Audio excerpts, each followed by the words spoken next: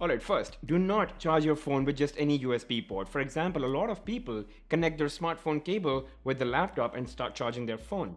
Well, when you do that, your battery gets an incorrect current supply at an inappropriate voltage, which sort of ruins your battery and reduces battery life. And battery charging is serious business. Each battery is unique and has its own charging algorithm, again, uniquely designed for it. So the adapter that you get and the USB cable, that's the best way and the most efficient way to keep your battery's life maximum because it gives the right current and the right voltage. So there's nothing that can go wrong with it. Okay, second, do not keep clearing your recent apps. Having recent apps open is a good thing. I mean, it makes sure that your most recent apps, which are mostly your, the most frequently used apps, they launch quickly and you pick up where you left them. Now, when you close them all and try opening them again, it just takes more time, which in fact uses more battery and it does not open exactly where you left it. So unless your phone's like really old, I suggest you give up that habit. Most phones today that have 4GB RAM or more are pretty good at managing apps themselves and you do not have to close them for any reason. Some of us take a lot of photos using our smartphone and we always feel that we can never lose them, but that's not true. I mean, without any warning, you could pretty much lose all your photos. I mean, your phone could get stolen, it could have water damage, it could blow up. I mean, that happens a lot these days. So it's a good idea to upload your pictures to cloud so that they're safe, secure, and always available online. I depend on Google Photos and every week I back up my pictures. You can also turn on backup and sync so that your pictures automatically sync up over Wi-Fi. And I think that's the safest thing you can do to keep your photos secure and that you never lose them. Coming to the fourth one, do not install too many apps. And if you do, don't forget to uninstall them. People often complain about how their phones have gotten slow over time and they've just gotten inefficient. What they fail to realize is that they've got apps on their phone that they don't use, but those apps are using the smartphone. So you just gotta get rid of them. I mean, just open your app drawer or the list of apps that you have a look at the apps and the games that are installed on your phone that you just don't use anymore.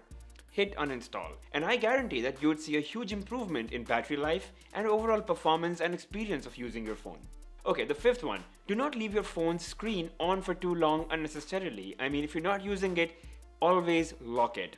And there are two big reasons for it. First one, and the most obvious one, is that it saves a ton of battery. Display is the single most thing that drains the battery the most over the course of the entire day. So the more locked you keep it, the less of display you use, the more battery life you're left with towards the end of the day. The second reason has to do more with AMOLED displays. If you've got like a Samsung phone or a OnePlus phone that have AMOLED displays, you'll see this more in them, is that the blue pixel, it dies out faster than the green and the red pixel. So your phone starts looking a bit yellow, the display at least. Now, of course, it does not mean that you stop using your display, but the more you avoid unnecessary use of your display, the longer is the shelf life of that blue pixel and your display looks as new as possible. Okay, so the next one is try not to keep your phone straight up on the desk because the camera behind your phone, it sort of gets these micro scratches every time you keep it, and that deteriorates the quality of pictures that your camera can take over time.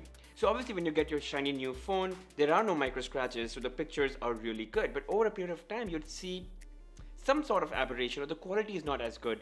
That's probably because it's got those micro scratches that you can't even see. Now, you obviously can't place a film here because that would instantly drop the quality of your pictures. But what you can do is keep your phone face down.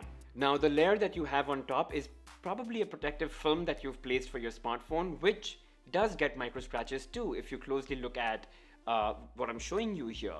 Now, it's really easy for you to replace this because you can just take the film off and place a new one, but you cannot do that with the camera's plastic panel that covers it or the glass panel that covers it. So I think that's something to just be wary of if you want to really increase the the picture quality of your camera.